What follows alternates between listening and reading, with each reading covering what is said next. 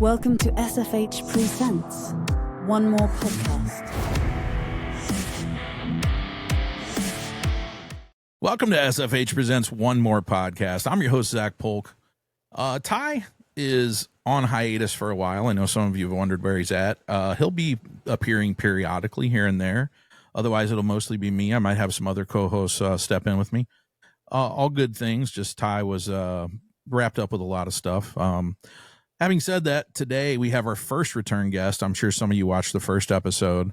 Bill DeJoy. I really enjoy. We have just I gave this history before, but for the new listeners, we actually met on the rock boat, right? Right on. And immediately just hit it off. I was like, I fucking love this guy. And had to have you on, so I'm glad to have you back on. I'm not going to ask you this, what's still fucking here mean to you, because we did that before. So we'll just get right into it. First off, just how you been, man? Doing all right. I'm thank you for having me back. I'm honored to be the first repeat guest. You are that. That's pretty cool. You know what? Life is good. There's a lot to be grateful for. There's a lot of good things going on amidst the madness.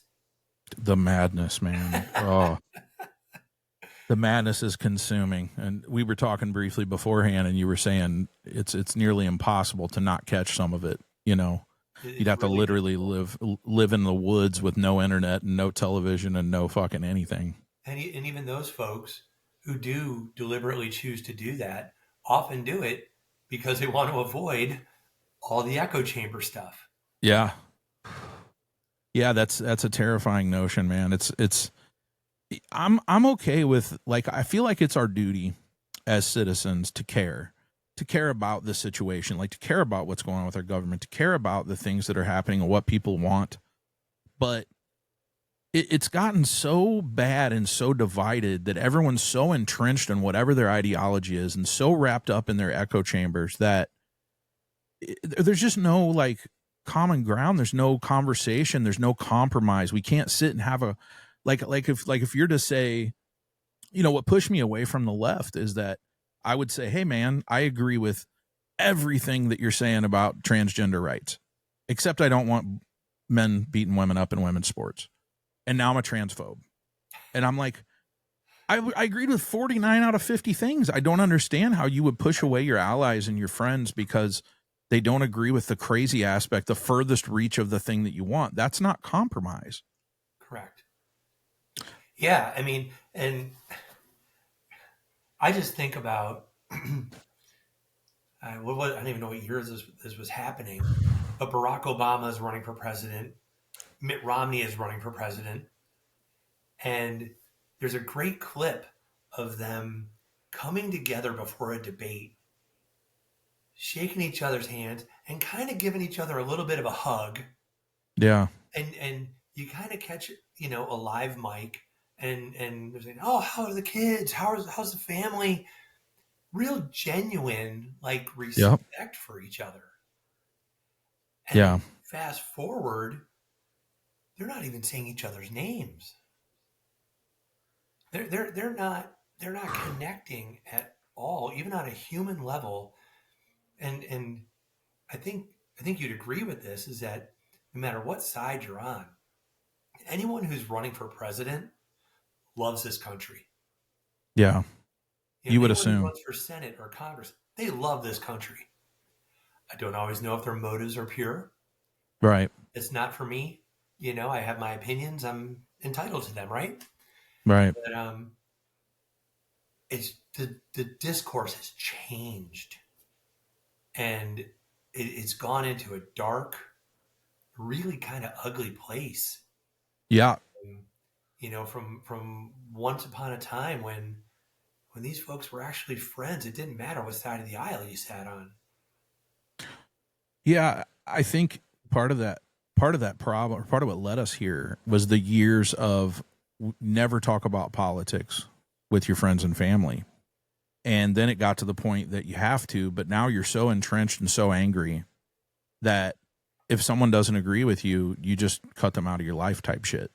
And I've always disagreed with that. I've always said, when it comes to politics, religion, and the things that are really important to people, we should be able to talk about those things. We can agree to disagree, but we should be able to openly discuss these things. Exactly. And the fact that people think, and part of it is, and look, I'm going to blame the Democrats right now. I'm going to blame the left right now, but I can also go back a little ways and you could blame the right for the same thing. So they both do it. But I mean, the rhetoric of anybody who disagrees with you is a Nazi, a fascist, a homophobe, a racist. It's what, in my opinion, what made the crazy person that shot Charlie Kirk do what he did. Because in his mind, he was taking out a bad person who was all those things. Exactly. But when you put someone to the challenge of sitting and actually listening to the entire, scope of what Charlie Kirk was saying in any of the little clips that they put out, it was never that hateful. It was never that. I disagree with him on a lot of shit, but it was never from hate. No, it was purely what you believed, what he believed, and Right.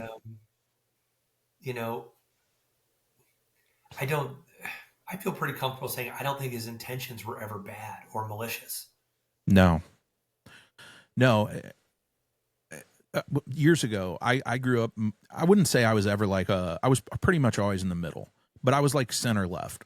I definitely leaned to the left quite a bit, especially socially.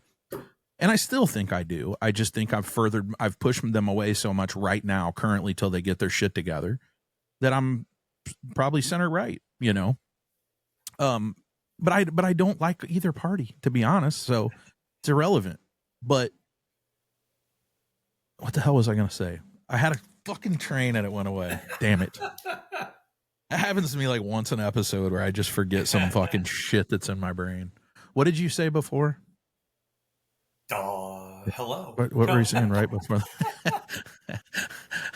You said I'm doing good. Yeah. Fuck. Great podcasting. You're welcome, ladies and gentlemen. There are so many different ways you can look at the political spectrum, right? I mean, yeah, there's at least 4 parties that could and should be out there. Probably 7 or 8 or 9,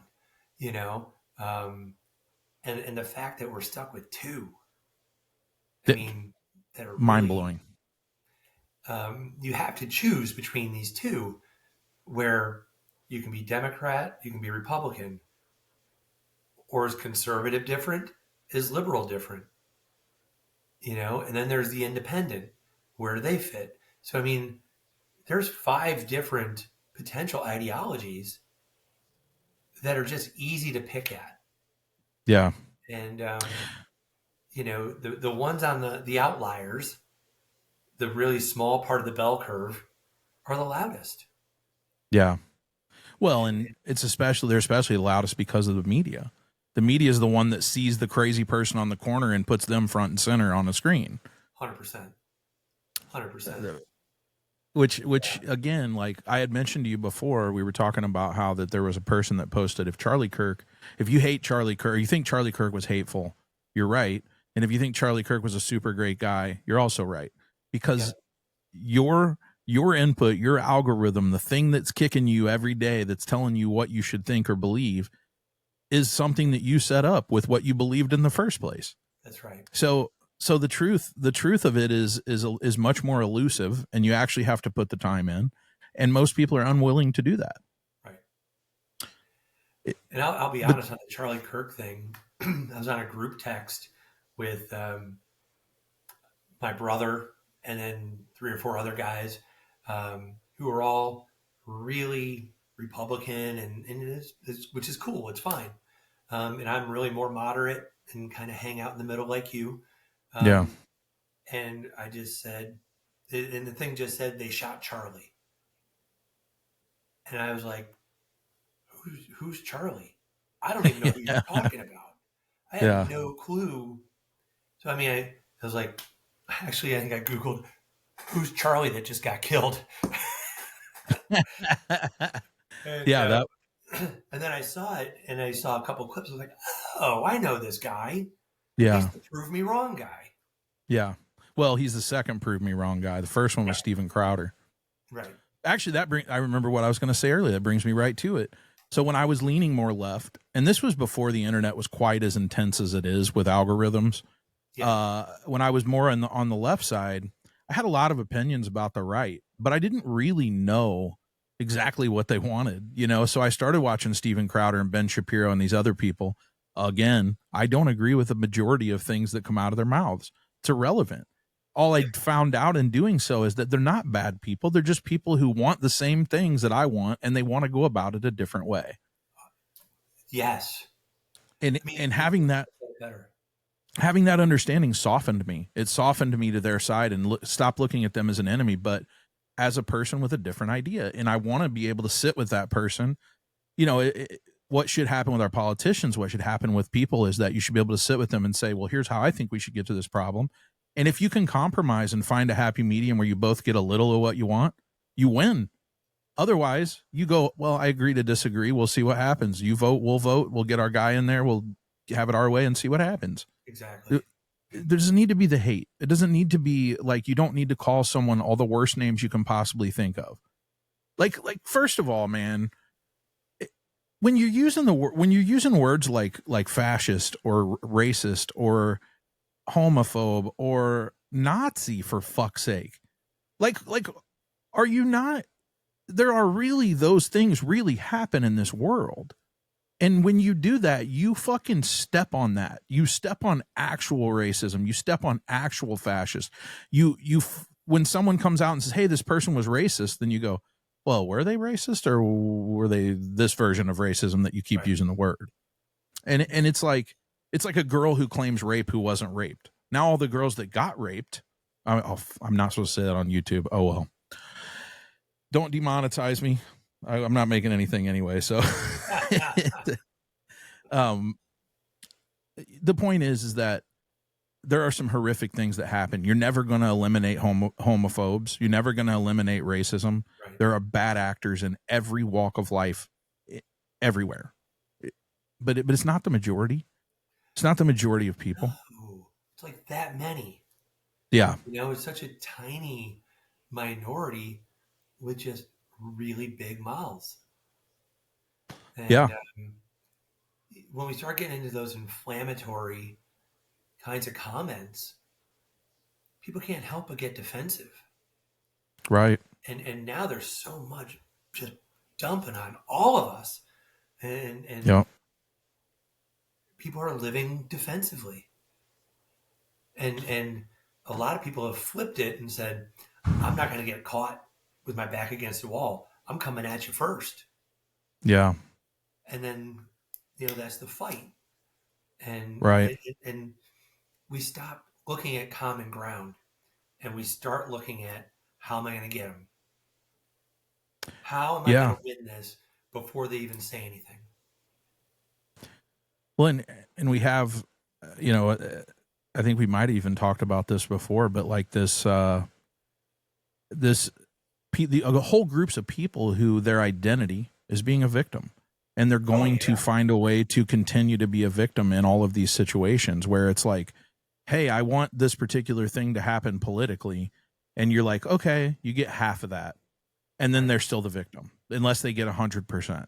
And you're like, it doesn't work like that, man. None of us get all the things we want in society. Not one fucking person. And if you do, you're delusional.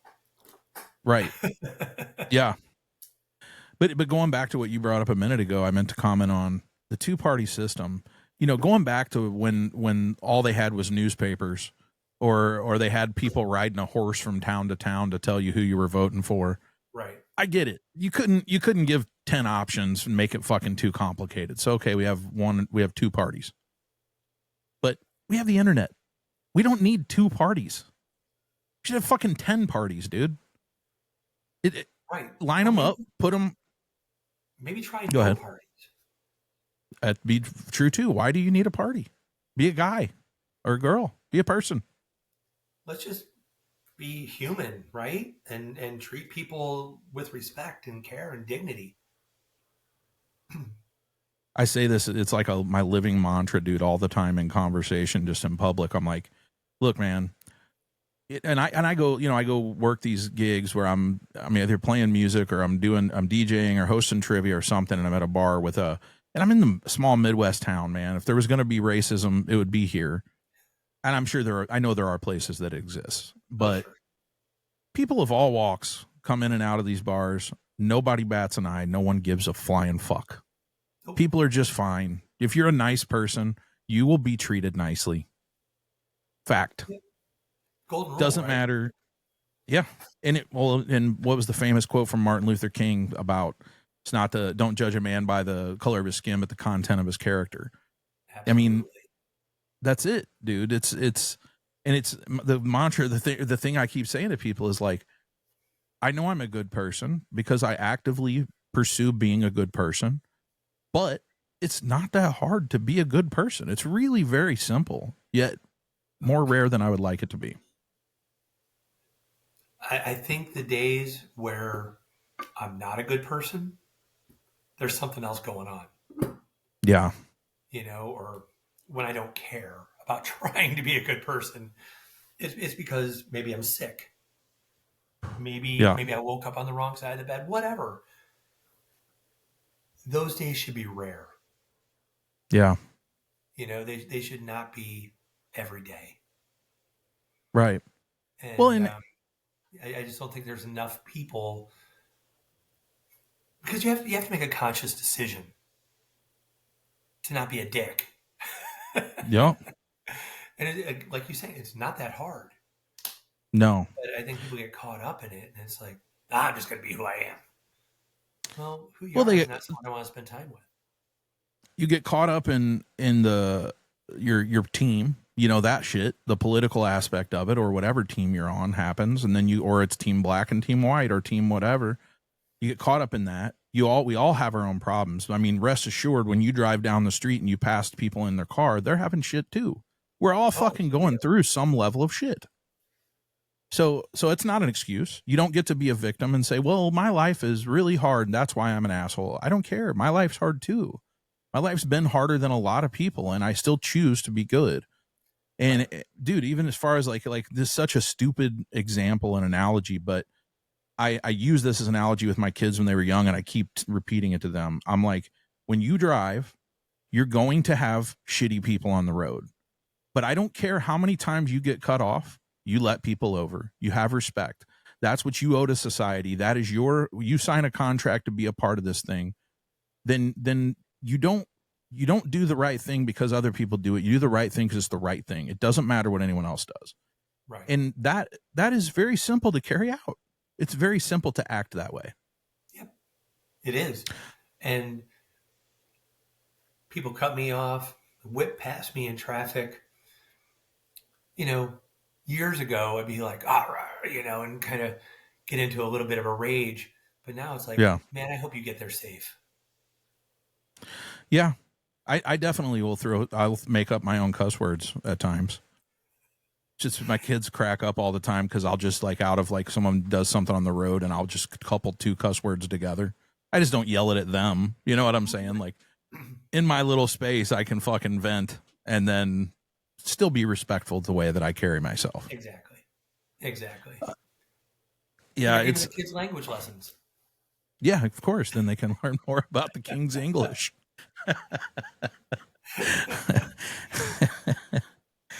Yeah, they laugh all the time because it'll just be like, I'll just take two cuss words that don't go together and make a word, and they're like, "What?" I'm like, I don't know. It doesn't make sense. Yeah. Thanks, dude. It's and the political thing is something I'm dealing with a lot in my work, and I've got people who are. What do you do for the uninitiated? Oh, yes, thank you. I'm a mental health therapist, so I am a counselor, social worker by degree. I do the 53-minute session, 6-7 times a day, and it's where I'm at. I've been doing this kind of work for the last 4.5, 5 years. Spent 20 years before that in a couple different administrative jobs. Yeah. One in an inpatient psych unit, and the other at an inpatient substance abuse center. So you've had a very broad spectrum of interactions with the mental health aspects of human beings. Part of why the substance abuse clinic wanted me, I mean, they came after me, they poached me, is because of my mental health background. Because before that, I was doing, the outpatient counseling. Yeah. And I'd met a few people along the way, and guy I'm friends with still poached me to come over to the substance abuse clinic because there was such a need for people to understand how mental health and substance abuse go together. Yeah.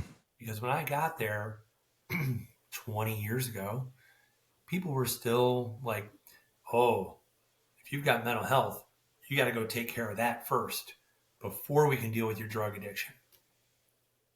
That's Instead wild. of looking at the two together. They're 100. I mean, without even being trained in it or living in it, just this podcast alone has shown me how much they're hand in hand. Absolutely, they go hand in hand. I mean, they are, what came first, right? Right. That'd be a training I would do is like, what came first? The chicken or the egg? No, in this case, what came first? The addiction or the mental health issues? Yeah. The answer, who cares? Right. They're both there. Treat them. Right. Yeah, And they seem to me like that would be the, I mean, like I said, look, without any training, like if I was opening a facility, that would be my approach. I would think that'd be common knowledge. yep. It's crazy that they weren't looking at it that way 20 years ago. And it's really not that long ago. No. Yeah. I'm really proud of the work I did there. I feel like myself and some other people really moved the needle to That's get awesome. to the co-occurring disorders and treating people as a whole person rather Yeah. than this part of them. No, it's one person, and they have a multitude of problems. So Yeah. let's get into it. Yeah, and I mean, got time. yeah, and it's safe to say that almost every human has some problems, undealt with problems on some level. Some are distinctly they're affecting their daily life, and some aren't. But to say that anybody doesn't have those things is crazy. Because I look at like someone like my last episode, you had mentioned you watched a little bit of Brad. Brad, I know he has, of course, he has his things he probably should work through, his traumas and stuff. But other than that, like he was a pretty functioning person until this prescription drug turned into heroin and fentanyl. And that's a story that happens far too fucking commonly in this country. Far too common. Yeah. And I'll admit that. So I grew up in the, Nancy Reagan say no to drugs thing was at school and shit, and I bought in. I was as drug Nazi as you could possibly be for the majority of my life. So I always just looked at those people like pieces of shit. Like I never really understood or took the time to understand in my younger years how much went into people becoming addicts and having these problems. That it wasn't always just some fucking idiot who was just choosing to fuck up. Right. It was kind of my mentality. And I feel bad for that. I mean, I feel like that it always makes me feel good to put someone on, let them tell their story, both for me to hear it and go like reinforce that I was wrong, in the past about that, but also to give them a chance to speak out and hopefully get to other people. Right. There's some really interesting statistics too about the Nancy Reagan just say no whole platform or dare, and Yeah. those things were not as unsuccessful as people want to believe they were. I wanted to believe they were unsuccessful, but Yeah. a program like that takes a generation to actually have an impact. Yeah. And in the political world, here we go, back to politics, right? And the funding of a program like that, they don't have a generation to make the Yeah. change, see a change through. They want it rapid fire. Right. Well, you look at a generation after the funding stopped, substance abuse in this country was as low as it has been in many generations previously. That's interesting. And after funding stopped, and about a generation after Nancy Reagan is when you started seeing the opioid epidemic. Yeah. And kind of the storm that we're in now. I'm not suggesting that everyone just say no or dare to say no to drugs. Yeah. I'm Yeah. just saying, check the data because there's some real correlations, between the kids, the small kids, you, me, when we were little and we're hearing this stuff, it sat there. It went into a fold in our brain, and it's 100%. and that happened with a ton of people. It wasn't just the I two guys talking right now. I unfriended people in my teen years because they smoked pot. That's crazy to think about now. Right. Right. I mean, with it being legal in I don't know how many states in the union now, which I'm okay with. I don't care. There's medicinal purposes for it. It's got great benefit for a lot of people with anxiety. Mm-hmm. It makes a big difference. And make no mistake, Zach, it's safer than alcohol. For sure. No doubt that it's safer than alcohol. I mean, My only thing with weed that pisses me off is that during when it was really being pushed to be legalized, and I'm really sensitive to weed. I can't like smoke, hit a joint and then be in public. I'll freak the fuck out. So I'm like hit the vape cart when I'm at home in bed watching TV. I'll chill. like sip it. Yeah, I'm a real low user just because I don't have much of a tolerance for it, which is kind of great because it's cheap. But yeah, what pisses me off though is that you get the pot advocates who are like, they go overboard, like when they were trying to legalize it and they would put this list out of things that it helps and cures cancer and like come on, man. Like I get that it helps a lot of things, but now they're finding out that a lot of people, especially when young kids smoke weed, that it greatens your chance of schizophrenia by like 25 by 5 times. And there's other things that we still, so it's like there's some people, I say this fucking every episode, but I'm going to keep saying it. Some people eat a peanut and they die. True. You can't go into anything with like, oh, fuck it. Like you have to pay attention to your body. You have to consider how it affects you. There are good things and bad things. There's such thing as too much. Like, absolutely. Yeah, I mean, too much of a good thing is probably not that great. Right. Unless it's sex, I'm pretty all right with that. Well, I mean with the same with one partner, let's say. I mean, the end of it. Right, because you get people who are just out fucking banging 4 new people a day. That's probably not healthy. Probably not. That's probably not good for you. Probably not. We call them musicians. Yeah. It's interesting though that with weed being legalized, now we're starting to see mushrooms. Yeah. There's a couple of places where it's legalized, and Washington, I think. 10 years, we're going to see it much wider spread through the country. Have you personally seen any of the numbers of like people using psilocybin to help with depression, where they do 2 heroic doses under the care of a doctor, like a week apart, so supposedly having months of? I've heard anecdotally, yeah, but I have not seen any research or data, and I don't know if there's enough out there to really move people to truly understand and believe it. But the anecdotal evidence I've got, just thinking not even about mushrooms, but hallucinogenics in general. I've got a client who has really severe and significant depression and had been chronically suicidal. Chronically.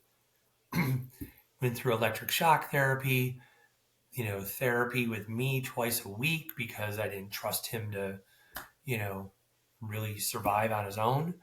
Yeah. And I'm going to be the savior, but whatever. And his psychiatrist sort of like threw his hands up and he's like, "What about ketamine?" I almost did that Not had myself. another suicidal day in his life since he's been on ketamine. Wow. Yeah, ketamine. I did this thing called the SGB shot. Right. They use a lot for. this. Yeah, and it didn't really take with me, but the place now recently, since I talked to you, the doctor himself had a conversation with someone that I know about me, and he said, "Well, I promise you that he either didn't do something right, which I didn't, not by fault, but like you're supposed to take 24 hours and like not do anything, like chill." And I went straight to the airport. Like that's not chill. That's the opposite. Right. Um, Yeah, they've also the opposite. it is the opposite of chill. Yes. So he said he wanted me to come back and try it, but when I had went to one of the facilities in Florida to get it done, they had said if it doesn't work, you could consider ketamine, and I thought about it, but just didn't go down that road. But I have heard of it helping a lot of people. Same with where the anecdotal evidence, which I think is actual, like I think that the people who are using it are studying it, but it's not enough data for me to be like this is the exact number. But the one I had read was like 89% effective. Like something along those lines. It's got crazy numbers. I mean, but you have to look at the real basic stuff too. Who's sponsoring the study? Right. Who's Big funding it? big mushroom. People who want the numbers to be 89% are Right. definitely going to be the ones who are putting out the research. So Of course. you have whoever's got the fucking patent on the first legal, like that's who's going to be pushing. But for every one of my clients, who's had good success, there's a Matthew Perry, who we have to look at that differently though, because this is a guy who has had a severe addiction issue. Right. And I think that he just enjoyed being in whatever state of mind he could be in, as long as there's a drug to put him there. Yeah. And, which goes back to mental health. It goes back to that part of it. Like someone in that state clearly has unaddressed trauma, that is probably leading to that, and it's like, it's probably harder, I would assume, in the space of being a famous person who's got lots of money, because you can kind of do whatever the fuck you want, and you probably don't want to go through therapy and deal with it. And you're like, I'm fine. I'm just going to do what I do. Yep. It's a shame. It's a shame, man. It's a lost talent in that case for sure. Yeah. So yeah, ketamine can be great, can be not great. Right. Goes back to the peanut too. I mean, it does. I'm sure there have been people that have come out with psychosis of types or some, I don't know a medical term for it, but like from psilocybin, like everything is not going to be blanket perfect for everyone. And it needs to be, that's why these things need to be legalized and regulated, and be able to be put under the eye of a doctor and do the studies to figure out the proper dosage and to figure out the proper strain. And well, you said a couple really key things in there, which is supervised and having some medical professional there just in case it all hits the fan. Yep. And then really teaching people how to do this safely and properly, instead of saying, I can mess with that dose a little bit. Right. Which is why so many people die from, fentanyl. Yeah. Or other drugs. Why there's so much overdose is people are really interested in getting all the way to the edge. Yeah. Well, there's that, and the fact that they never know the purity of the product. Like you're constantly buying something that's been cut. You don't know how many times. You don't exactly know what's in it. No. And you might go to the same dealer a week apart and get a completely different, a different level of potency. Probably is. It's crazy. I said this last episode, but just because it's so relevant to the conversation, I had known this dude, and I didn't know him well, but he was somebody that I've been around in this town near me in Illinois when I play gigs out there, and he died of heroin overdose. And the next day, all the addicts in town were trying to figure out who the dealer was because they wanted that shit. Oh, that's real. That's crazy. That is real. That is bananas to me. People who are not addicted run like hell from stuff like that. People who are addicted run towards it, and they exactly that. They want to. That's not going to kill me. Crazy, and it's funny because most of those people at some point in their life probably would have been the people to run away from it, but once it grabs a hold of you, it's like I'm figuring out so many mental health things are like almost like parasites, and that they almost have. So, like, I don't know if you're familiar with toxoplasmosis, the worm, and it's really huge in Brazil, where it gets in the gut of a cat, and then, it reproduces in the gut of a cat, and then I think the cat shits it out, and then rats eat it, and it takes control of the rat's mind and makes the rat unafraid of cats and attracted to cat piss. So the rat will come near the cat will eat it, and then the parasite gets back in the cat's belly and reproduces. Whoa. So humans getting toxoplasmosis because they own a lot of cats in Brazil particularly makes them more fearless, makes them act a certain way that because of toxoplasmosis. It's pretty fucking crazy. That's wild. Yeah, you should look into that just for your own entertainment. I'm gonna write this down, so yeah, it's pretty. There's connection to like cat owners owning motorcycles. There's even been suggestions that the Brazilian soccer teams are so good because many of the dudes have toxoplasmosis. It's pretty fucking bananas, dude. They don't need steroids. They got toxoplasmosis. Yeah, but it's like, but I've made this connection where it's like when you look at, say, narcissistic behavioral disorder, when you look at addiction, it's almost like built into that thing is a thing to protect you from discovering that you have that thing, sort of. It's a little different with addiction, but with narcissistic behavioral disorder, I'm like, how do you tell a narcissist that they're a narcissist? Because you would think their immediate reaction is, I'm fucking not a narcissist. You're crazy. Yeah, exactly. Because you have this protection built in to keep you from being responsible for anything. That's it. There's no responsibility. There's no need to accept responsibility because I'm just a good dude, and you know what? If you don't like it, that's a you problem. Yeah, it's crazy, man. It is almost like a parasitic thing. So I can get up onto the next level. Yeah, it's crazy, man. I've said this before. I probably said it when you were on, but like, I definitely, if I could go back and start life over, or, go to my teen years, and I couldn't be a musician, I would probably go into psychology somewhere. I just find it so fascinating. It's pretty awesome. I mean, there's stuff to learn every day. Yeah. And I learn a ton from my clients. Yeah. And part of being a therapist is to check your ego at the door, and just leave it aside and be open for whatever the conversation brings. And if you're that guy or woman, whatever, that you need this for your own validation, you're doing it wrong. Right. You're doing it wrong.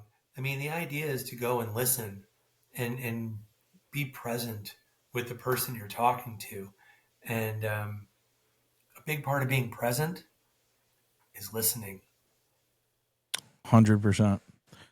Yeah, and therapy is so interesting. I mean, I think everybody's got their own approach, but I can only imagine just from my interactions with doing things like coaching hockey or like having to deal with various personalities, you have to be really flexible in the way you approach people, correct?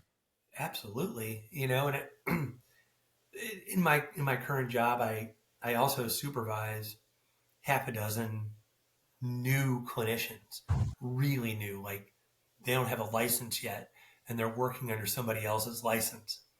And so I'm sort of their coach, their mentor. Right. It's so fascinating because one of the things that I almost always have to deal with when working with them, and this isn't a bad thing, this is a learning thing, okay, is that their recognition that they are the ones that need to be flexible, not Yeah. the patient. The patient Right. doesn't need to bend to me. That's like the coach that goes in with a playbook, but they don't have the right personnel. They don't have the Right. right guys or women for the team, but they won't adjust their playbook to match the talent they have. Right. And so you see So you got people a shit quarterback and a great running back, but you're throwing and not passing, essentially. exactly. So Or throwing and not running is what I meant. that's one of those things that I work on with these folks and really trying to teach them is you need to be flexible. You Yeah. need to be the ones on your toes, so to speak, and take what's given to you and roll with it, Yeah. and really be a part of whatever their experience is in that moment instead of Yeah. having them be a part of your experience. Right. It, Yeah. it's That's brilliant. I mean, it, like I said, my hard. comparison to being a hockey coach or even a parent, it's like I had players that to get the best out of them, I had to push them, and I had players I had to coddle. It just depended on their personality of like, how can you have to meet them on their level. And I know it's so fucking different coaching and therapy, but I'm You'd be sure the amazed by how comparison's pretty. not different they can be. Yeah. But you know what, Zach? You've got 2 kids. I've got 3 kids.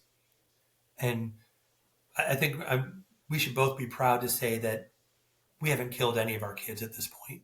That's Um, true. Which I think is something. I think it's something to be proud of because I've thought about it many times.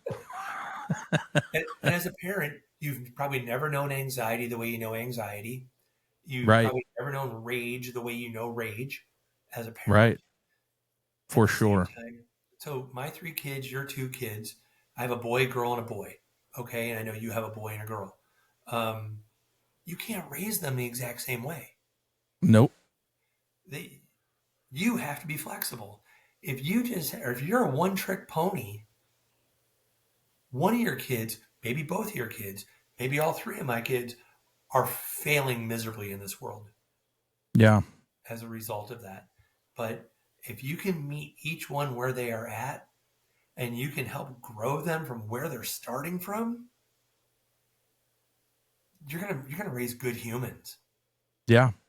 And it's both being able to lean into their positive tendencies and be able to help them cope with their negative tendencies, which are very different, Yes, which are very different from each other. absolutely. Same with my siblings. Like there's a lot in common, but a lot different. And we were raised in the same house, same rules, same people, same DNA. Yep. It's just, dude, parenting is the fucking hardest thing on the planet. With the, Yes. it's Yes. it's the most rewarding, but also the most consequence.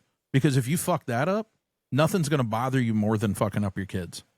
You can fuck up at your job, you can fuck up a painting, you can fuck up building your house. Like none of it will bother you as much as fucking up your kids. Right. That stuff is more permanent. Yep. I say to my kids all the time, I just hope there's not a point where you're laying on a couch talking about me.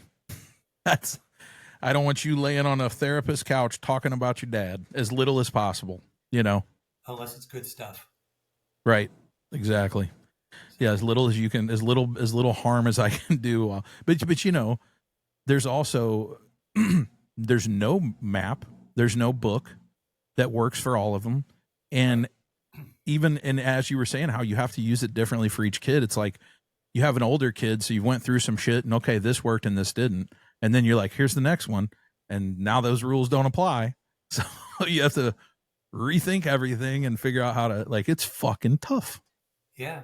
And you being a single parent, and I mean, I know that there's the mother there too, but you're not together. So Right. you're figuring it out alone without anyone to bounce ideas off of. Yeah. And Yeah, that's tough. so hard. That's an amazing challenge. Yeah, and from the perspective of the other side of that is that when they've mostly lived with their mom most of their life, is it always bothered me that there would be times that I would see that she needed me to be there and stuff, but she would never come to me about it. So now it's like the same the other way. But that's because I've lived with that for over a decade. Now I'm kind of just used to like we don't co-parent. Like we deal well enough, but it's a shame. It's a shame that it had to be like that, you know. Yeah. But relationships might be the second most difficult thing outside of parenting. They're a lot of work. Yeah. And they can be great work. Yep. At the same time, sometimes in a relationship, your biggest strength is to know when to walk away. It's true. And that's so hard. I see it happen, especially in, like, my daughter's got a lot of friends that are just in situations that I'm like, holy shit, man. Like, how many red flags? How many things do you need to tell you to go away? But I love him. I understand. But like, I just had a conversation with one of her friends the other day where she's like in an early stage of a guy who's clearly just not going to work. Like, I know that, but she's not going to hear that. So I didn't say that, but she was like, well, I'm a server at this, you know, like one of those things, like sports bars where they're kind of dressed a little scantily clad, nothing crazy. And he's like, doesn't really like her working there. Should I quit? And I'm like, listen, let me tell you what's going to happen. I'm not saying be rude, but you be you, keep your job, and tell him he made it to be reinforced that everything's okay with it. And I think that's fair. But the minute you quit that job, he's going to lose respect for you because even though he's saying he wants you to change, if you change, he's going to lose respect, and then he's not going to care for you the same. And it will be a continuous cycle till it spirals down to nothing. Right. The fact of the matter is she's with him. Right. You know, and it's his insecurity. Right. You know, I don't know. It's his insecurity, and it's going to end up being the beginning of him controlling more and more and more, Yep. and knowing that he can. Right. And yeah, it comes down to him losing respect for her and then taking advantage of that. Yep. And he may not, again, this all goes back to mental health shit. He probably is insecure because of his own traumas and his own things that he hasn't dealt with, and No doubt. not dealing with that. He's putting into the relationship, and then it's going to fuck her up, and then she's going to have another bad we do this to each other, you know, like, number one, we don't look in the mirror enough, right, as a society. I've been on that a lot with my kids lately, where I'm just like, look, we have things we need to work on, because they'll bicker and fight, and I'm like, you're not fighting fair, but the answer is in the mirror. The answer is not in the other person changing for you. And that's a hard thing to get across to somebody. And you could put that on society right now. You could put that on the Democrats, the far left, Antifa. You could put it on the far right, the Trumpers. Look in a fucking mirror. Spend some time there. And some of our differences, if we just embrace some of the differences, it can be awesome. Yeah. I mean, we think we said this before we came on the air here. You know, just embracing different and being okay with it. It's amazing. But instead, now we're hating people for being different or having a different vantage point. It's crazy. This is just a weird connection to make, but I feel like that this is partially a result of capitalism, because it's just made people very self-centered. Oh, I think people are very much, I'm worried about me and mine, and that's it. And that's a really fair comparison. I'm not saying there's something better than capitalism. I'm just saying, even if it's the best system, it still has its flaws, you know. As most do. Right. Yeah, it's hard for a lot of people to understand that almost everyone looks at life through different colored lenses. You know, because something makes sense to you or you like something, people are just built different, man. Like I don't, we're not all gonna love. The last girl I dated, for example, on paper, not the person I would go for, but it just worked. And when we were together, it was great. We got along splendidly. We had a blast together. It was just fantastic. So it's like, I don't think it would have been better if she liked all the same shit I liked or had the same viewpoints I had. Right. It's you know, it's about comfort zones in life aren't necessarily a good thing. Right? Yep. Like, yeah, you got to push yourself outside of it a little. Like, think about things differently, maybe, or consider things differently. Be able to change your mind. That's a fucking huge thing. Right. I learned that. Go ahead. I was going to say I had a conversation today with a client, and we were talking about the Second Amendment, and I'm all in. I believe in the Second Amendment. I think it's got a place, a purpose, all of that. I also think there's a lot wrong with it. Yeah. And there's things that we can be doing better and differently. Yep. And I caught myself saying, I feel like we need to have more mental health checks. Agree. When it comes to gun ownership. And I know there's people who are going to listen to this saying, you can't take my Second Amendment. And I'm not trying to.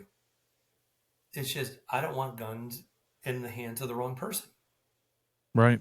Which I think is you're asking too much. It's completely reasonable. But almost as quickly as I said that, I was like, wow, I'm pretty biased because I work in the mental health field. Right. It's essentially the carpenter who sees everything as I think I lost you for a second. Oh, hold on, you cut out. Are we good? Uh-oh. Yeah, we're back. We're good. Okay. It's like it's the carpenter. Everything looks like a nail. Yeah. And it's not. Not everything is. I had to recognize my own bias in this. The only pushback I'd give you on that is that there's a lot of people that are kind of coming to this conclusion that it's a mental health issue, not a gun issue. It's not just you. It's in my opinion, hasn't been enough of the narrative. Agreed. Like you, the guy who shot Charlie Kirk, of course he was part of an ideology. Of course he was like, there were a lot of things that probably led to him doing the crazy thing he did that were bad on the part of that whole entire ideology. But he's a crazy person. Yeah. You would.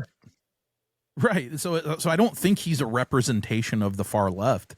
Like, he's a crazy person that was in the far left. Like, yeah, it should be a bigger part of the narrative, man. I don't quite understand why.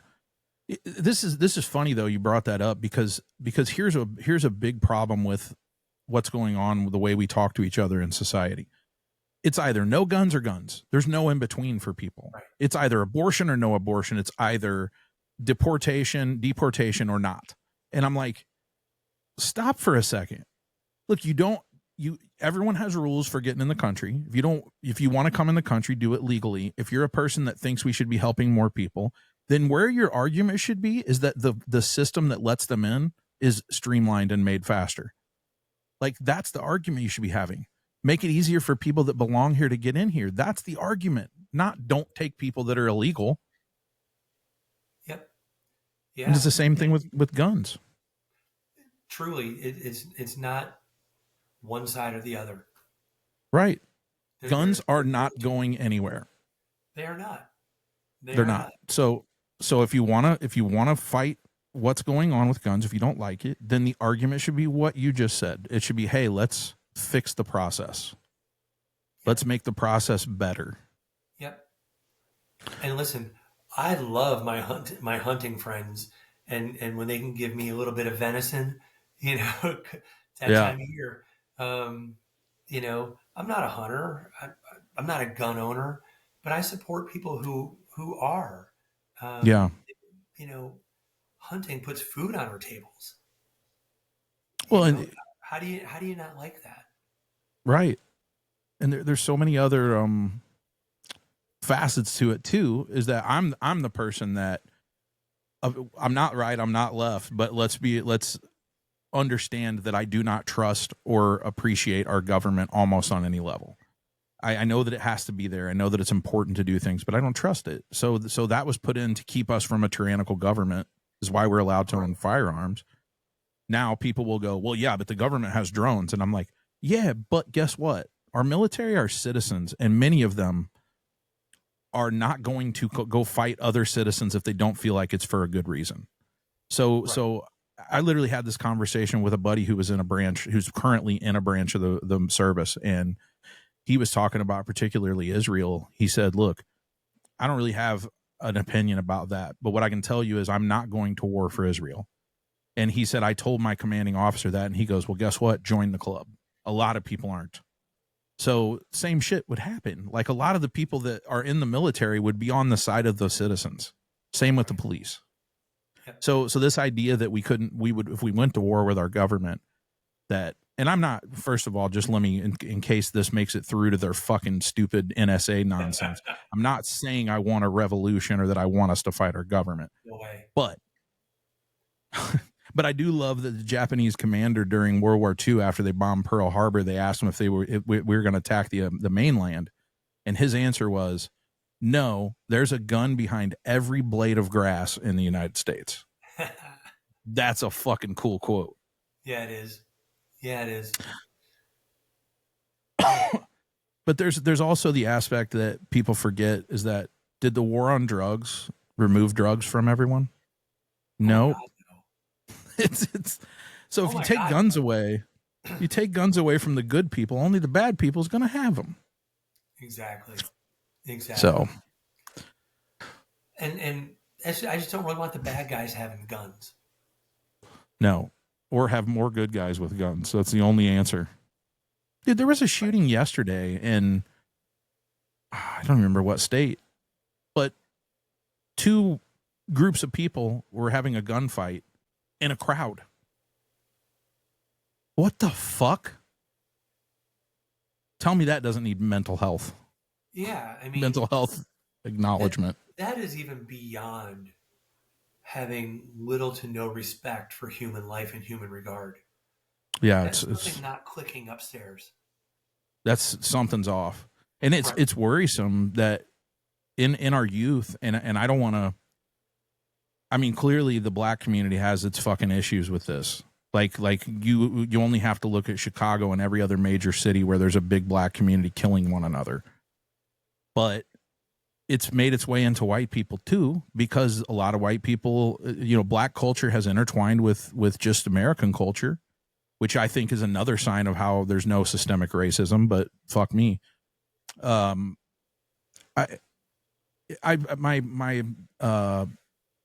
So you said I have 2 kids, but I technically have a third that I raised. It was my nephew that he's 27 or whatever. I forgot. I knew this too.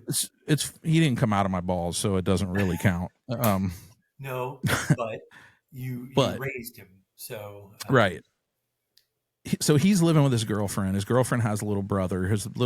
Their dad was a meth head who's been in and out of prison, is going to prison again soon, and the son is 16 maybe, and just in trouble, always trying to be in fights, wants to, all he wants to do is party, get to the next party and shit. And he's like trying to bring a machete to a party the other day. And Ethan was like, what the fuck are you doing?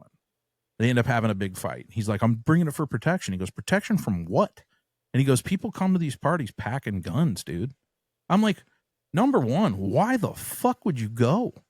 Right. I'm not going to that party if people are bringing guns. There's no fun thing that I want to do enough that I want to go where there's people packing guns who might do something with it. Absolutely right. Bananas. But the deeper question is why? Why are there guns there? Yeah, I mean, and societally, we've kind of brought this all together. Is we're not okay. No. We're not okay. And I think there's a level of desperation to figure out what okay looks like. But we're not close. No. And we're not even trending the right direction. No. And I worry. I think we might have touched on this before, but to go back at it, like I worry about the youth, man. They're fucking scary. They're scary as far as like when they get old enough to start taking over. If something doesn't change them between now and then, we might all be fucked. And I just hope that there's enough who are raised well. Yeah. And more than just being raised well, then is being willing to put yourself into a position where you're willing to make a change or attempt to make a change. Yep. Because I've met some amazing people in this world who would be great leaders, but for the fact they don't want to be under a microscope. Right. Well, and they don't want to have to keep bulletproof around them because there's people shooting off the building tops. Right. Like that's another problem. Yeah. Yeah. It's tough because I've tried to raise my kids to be free thinkers, and they are to some degree, but I also see like as my political leaning shifted, of them kind of like trying to check me a little bit, and I'm like, where are you getting this from? Because I know you don't follow politics, but clearly their algorithms of people their age have their narrative and have their things, which is generally, in my opinion, not very well thought out or researched. They just kind of follow whatever they follow. It's popular to, well, I think that I can't believe they're separating kids from their families. And like, you haven't thought this through. You know what I mean? Right. But it's kind of scary, man. Like people are so overly concerned with emotion to the point, and like you said, they want it now. They want whatever it is they want now. Yep. That they don't realize that the society, for it to work well and the country to work well, a lot of the shit that they do is a matter of chance or just speculation. They think this might work. They don't know. Yep. When you have lifelong economists who have been trained and been in the best in their field who disagree over how something's going to work. Are tariffs going to work? Yes. No. Like, how the fuck could we have a fair opinion on whether that's going to work or not? Right. All you got to do is watch Ferris Bueller. I haven't seen that yet. Which part? Ben Stein is in the classroom. So the president raised or lowered tariffs. He raised, and the country fell deeper into a depression. It's such a funny scene. Yeah. Because it's like the kid in the class just drooling, being bored. Yeah. But it's become totally relevant today. Yeah. And we're going backwards. We're not moving forward. We're not engaging in progress. We're trying to reuse old ideas that didn't work the first time. Yeah. Do you have the sense? The definition of insanity. Yeah, exactly. What was the famous Einstein quote or whatever that was about that? Oh yeah, I mean it's doing the same thing over and over again, expecting different outcomes. Right. So yeah, it's it's so funny, man, because growing up, I was what you would have called at the time a conspiracy theorist. Like I always just wanted to, and I don't even think that was ever it. I don't think it was that I ever went to believe something. It's just I always wanted to question everything. Talk about Einstein again. And I always wanted to make sense of things, and I wasn't afraid to like dig into something no matter what everyone thought. No matter how many people thought it was crazy that I would maybe dig into the moon landing or whatever. And I was never like a non-moon landing guy or whatever. There was a lot of weird questions that I was like, that's fine, let me look into this. Like, yep. But conspiracy theorists have become such a different thing that now I'm the normal one and everybody else is so fucking far out in left field. Yeah. That I'm like, man, you really ruined like a thing that I thought I was, like, but having said all that, I was a conspiracy theorist pioneer, if you will. Who was that old guy on Art Bell? Is that what the guy on radio? There's a guy named Art Bell that was like he would talk about aliens at night on AM radio and shit. It was super famous. I'd listen to him on occasion. Anyway, the whole point was I don't want to say this out of conspiracy, but it really does look like the playbook of divide and conquer, because they've got the country so divided. And whether that could very well just be that the social media companies just want to make money, so they're feeding you with your algorithm shit, and it could be that simple, or it could be purposeful. It could be, hey, we're fucking people over up here, and they're starting to figure it out, so let's keep them busy fighting with each other. And just on that chance, even if it's a 5% of 1% chance that that's what's happening, I refuse to be fucking manipulated like that. Right. You know, I want to come to the table. Let's talk. Let's talk about it. To have a dialogue. And that's Yep. a big part of what we're missing, is having a fair, reasonable, intelligent, adult dialogue. An adult dialogue does not I don't even mean know what adult means anymore. No. And it doesn't mean that you go to ad hominem attacks. No. I mean, I've got my phone sitting here in front of me, upside down, but it's hearing us. Yeah. I can't wait to see what it all shows up tomorrow. Right. What pops up in your... cultivated to give me updates on some of my favorite rock bands, you know, a couple of the sports teams I follow, and my kids, you know, and it's going to show up with all kinds of weirdness tomorrow, I think. Yeah, probably. Yeah, and I get, dude, nothing's worse when there's an ad in Facebook or something, and you're like, what is that? And you click it, and then you're like, great, now I'm going to have 5,000 of these ads for the next 2 weeks. Like, fuck, dude. Right. Same with YouTube. I had mentioned a while back, and I do this occasionally, where I watch a lot of political commentary, but it's like middle people. It's not, I don't have like a far left or far right ideology that I follow, but I follow like Dave Smith, and I follow Talking Points or whatever it is. I can't remember the name of the station, but it's like a news channel that has a left and a right person, and they're very much unbiased in the middle. And I think it's a good way to get news, you know? But comedians, other shit in my YouTube algorithm, dirt racing, hockey, like a few things. But occasionally I have to purposely like search out something away from that. I'm like, I'm going to go, I watch this channel called Sitting with Dogs, and this guy just sits with a dog who's in a bad way in a fucking cage, and sits with him and tries to bring him back to normal. And it's such a feel good, like, get outside of that mentality. Get down with that. it's fucking great. You feel good at the end of it. You're not thinking about how the sky is falling. And like, I found another the other day that said neighbors being good neighbors, and it was like an hour clip of neighbors just doing good shit for each other. And I'm like, man, it just warmed me. It made me remember how there are a lot of great people in this world who care. Lots of them. Easy to forget that. To watch his kid on Instagram who goes into neighborhoods where the yard is out of control. Yep. And he goes and he cuts the grass for free, and he makes the yard look nice. I love that. That's so satisfying. I got a guy too. His name's Midlife Stockman. I don't know his personal name. Same shit. Where he's normally in the hood. He edges the concrete, does it all, and fucking speeds up the camera. Yeah. I'm just sitting here with drool running down my face because I'm so enthralled. I'm just completely wrapped up in this. Totally satisfied. It's the best, man. Yeah. I even started working with Unreal Engine. I've since given it up, but Unreal Engine, which you code games with. I was going to try to make a game where you could do that.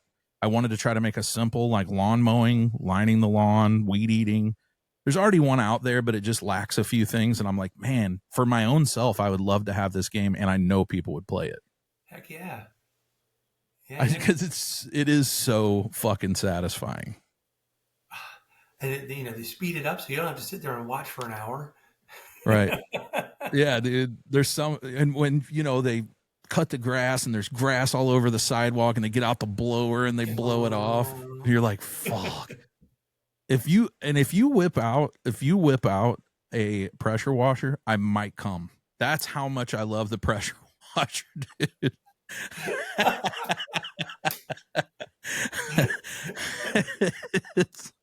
It's so fast, so satisfying. It's dirty now. Oh, it's clean. Yeah. Oh, and the before and after at the end, like the drone flyover of the fucking shitty yard, and now it's all cleaned up. It's just, it does something for your brain, man. I feel like it should be like mandatory in school. for kids to watch that for 1 hour a week or something. Have a little pride in wherever you are. Yeah. Yeah, man. It's well, we're up over the hour mark. I think we got through a bunch of shit. If there's nothing else that you were thinking of that we didn't talk about. I had no idea. Glad to be in front of you, Zach. I mean, it's really nice to be able to talk to you again. Yeah, you too, man. And to see you more than just to watch the podcast and actually have a dialogue with you. So I appreciate that very much. One of these times you'll have to let me know when you're maybe at a festival up here, because you travel around and do a lot of music shit. You go watch a lot of music. I do. And you're in Missouri? Just outside. I'm in Illinois, but I'm just outside of St. Louis. So basically, okay. Yeah, we went to a show. We went to Chicago to see a band that me and 80. So I grew up when I got into nu metal, like Korn and that type of stuff in the 90s. And I was not a metal person at all before that. I was very much like Counting Crows, Collective Soul, like more that speed. And I still love that shit. But anyway, there was a band called Snot that was coming up around the late 2000s. And just after their first album, when they were getting some traction, the lead singer died in a car accident midday in traffic in LA, him and his dog. And the dog was like the mascot of the band and shit. So they had cut this album with all the big singers at the time: Serge from System of a Down, Korn, Jonathan Davis from Korn, Corey Taylor from Slipknot. All these guys got on their new album and did the vocals since he wasn't able to. So they released this album, and I ended up working for the record label and touring Ozfest for the whole summer, representing that album. Oh, wow. Working directly under the guitar player. Well, I never got to see Snot. I loved Snot before any of this happened, but I never got to see them. They this year found a guy who, when I tell you, sounds exactly like Lynn Straight. He sounds exactly like Lynn Straight. Wow. And they're out touring again. So we drove up to Chicago. I got to see the guitar player I worked for again. We hung out with him beforehand. Me and my daughter had got matching Snot tattoos a few days before the show. So he was like, "You need tickets or anything?" I'm like, "No, we got that." I said, "You could walk us in early." So he walks us in early. We watched the sound check. We're in the venue by ourselves. Too many bands opening. And then there was all these, this is another of the youth fucking mental health thing, man. There were a bunch of fucking teenage LARPers. I don't know if you know what a LARPer is. Yeah, live action role players. Yeah, like that type of person trying to beat the shit out of people in the pit.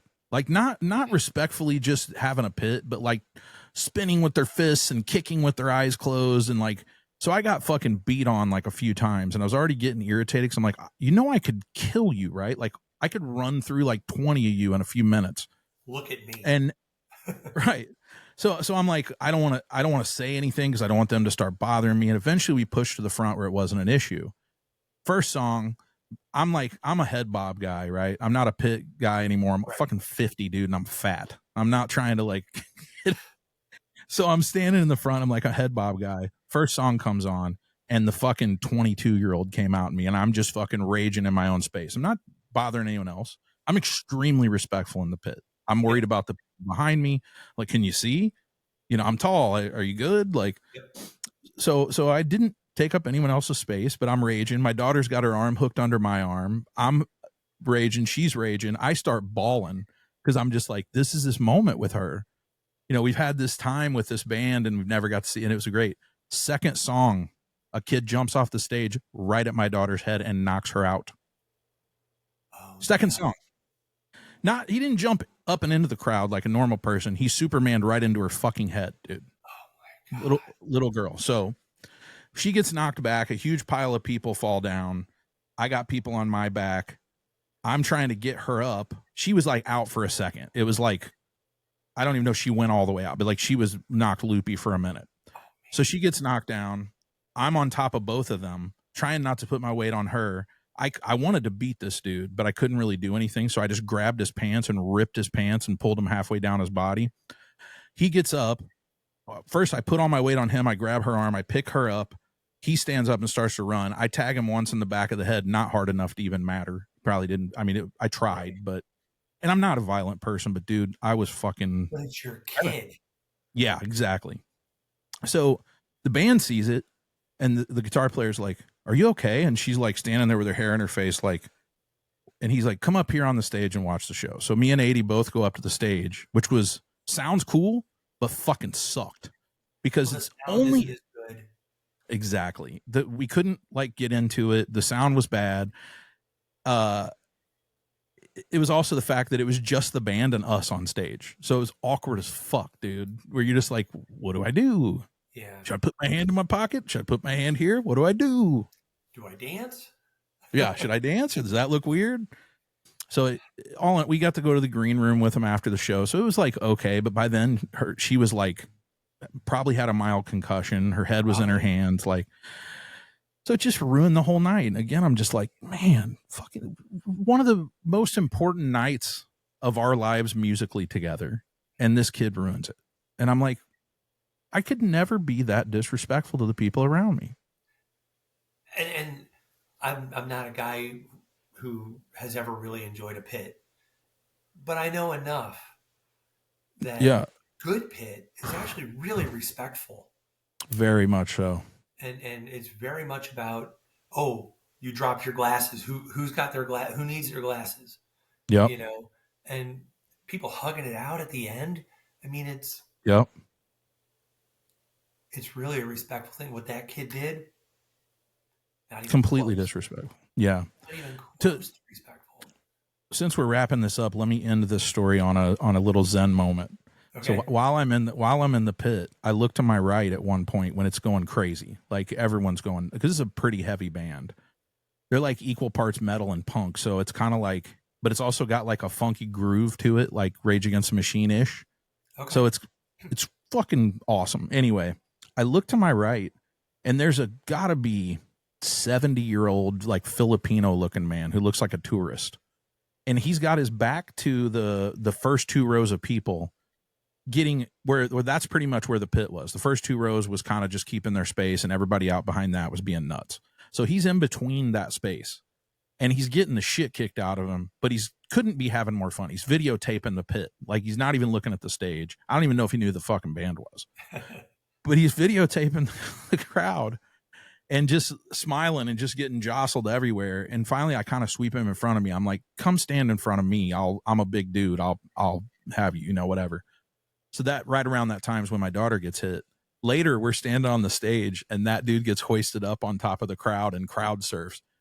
The best day of his life, dude. That's awesome. He was smiling ear to ear. He hits the ground. His hands go up. He's like, I'm like, dude, that was the best part of the whole show. After all that happened, it was pretty cool. That's so cool.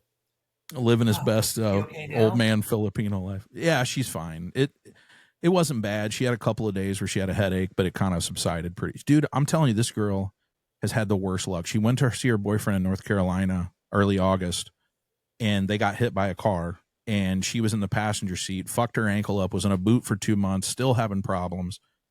Just bad luck. Like, she got dropped on her head a few months ago by a kid. She was like, had been drinking at a bar or a party or something. Kid brought her home, and instead of waking her up, he picks her up and just throws her straight back on her head. So I had to rush her to the emergency room then. She took an ambulance. I'm like, just not her doing things happening to her. I'm like, fuck, poor girl. Holy shit. Oh. Crazy. Put her in bubble wrap. Yeah, for real. Anyway, I appreciate you, man. Dude, I'd like to have you on once a year or even more if you want to come on. I just love talking to you. I enjoy it. You got a good perspective on things. I love being able to do this and chat with you, and like tonight, talking sort of on the periphery of mental health. That's totally cool with me. Yeah. Well, it's like all of this has to do with mental health in some way, and it's like getting into the clinical side of it. It's important, but it's also like sometimes that turns people off, or they aren't as much entertained by that. I personally love the clinical side of things, as I'm sure you do, but I don't know. It's all so tied into different shit. And I suppose the difficult part is that there's not a lot of answers. There's a lot of questions. That's right. And that makes it hard for people. But I think what I hope someone takes from this particular episode, and well, frankly, every episode, is it's not that hard to be a good person.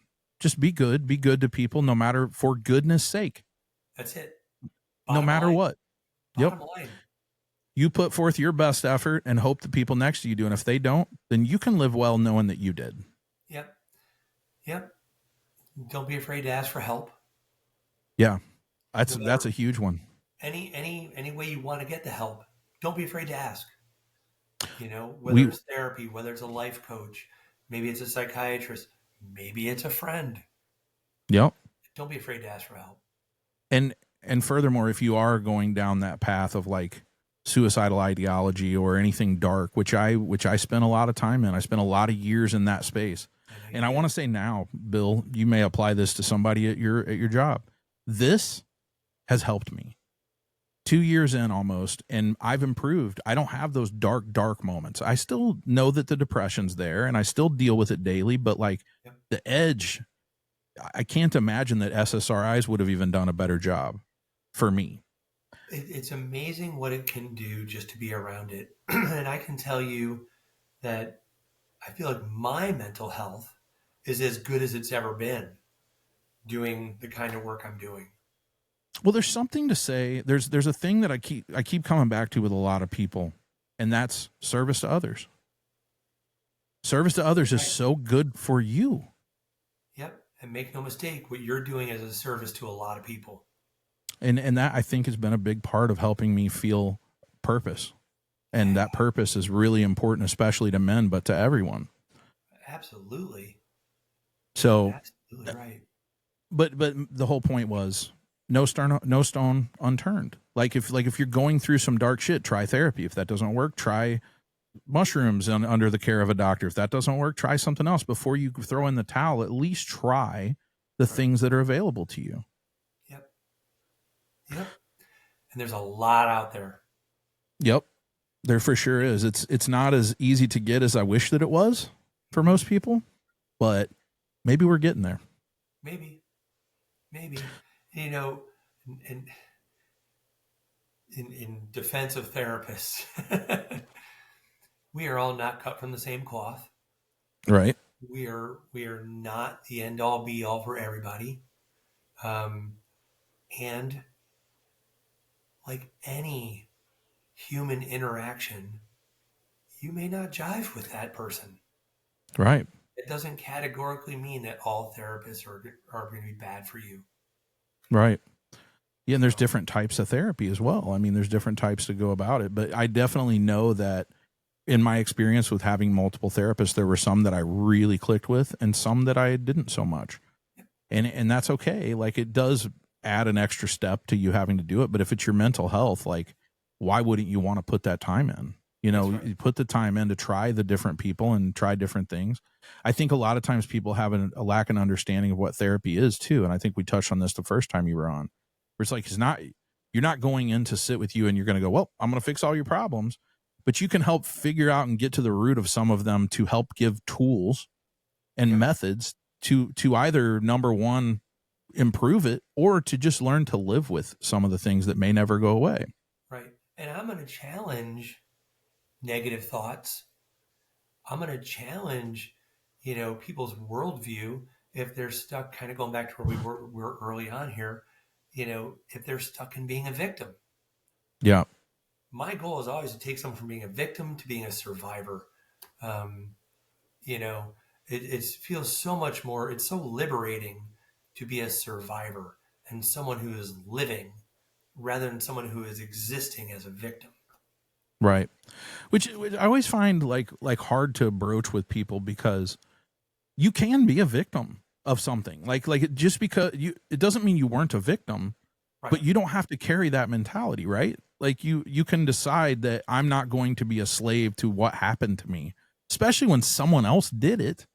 Right. Like, why would you let them keep that power over you? 100%. Right. Why do you want anyone to have power over you? Right. Which likely, if they've given you trauma, they're a heinous part of your past. That's right.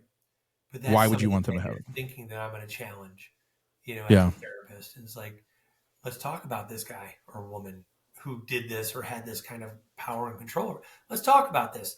What were you seeking from them? What are you seeking to exist without them? So, Yeah, live your best life. man. Just talking about the negative voice, you know, the negative voice in your head when I was at my darkest points was so prominent. It was there all the time. It was there in any decision. It was there in any choice. It was there.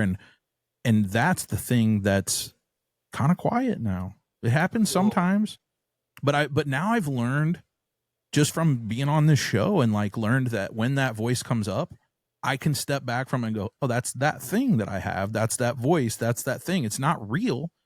Yes. That's that thing. And it's not about making it go away. It's about just being able to understand that it's there, and it, for whatever reason, whatever put it there, that I can look at it and not listen to it and go, you're wrong. That's silly. I'm moving on from that. And I've gotten way better at that because of the show. That's awesome. I'm really proud and happy about that. I thought you would. I meant to share that earlier, but I'm glad we got to it. Yeah, no, that's amazing. So, yeah, it's we're all on a fucking journey, man. And it's a long one. Yep. So. Well, I appreciate you. Thank you so much for being on. I always enjoy our talks, both in person when we met to fucking both times you've been on. You're a great guy. And we're never lacking something to talk about. Never. Conversation will always flow. Right on, man. Well, I'm glad you're still fucking here and everybody listening. Like, share, subscribe, all that shit. And we are glad you are still fucking here.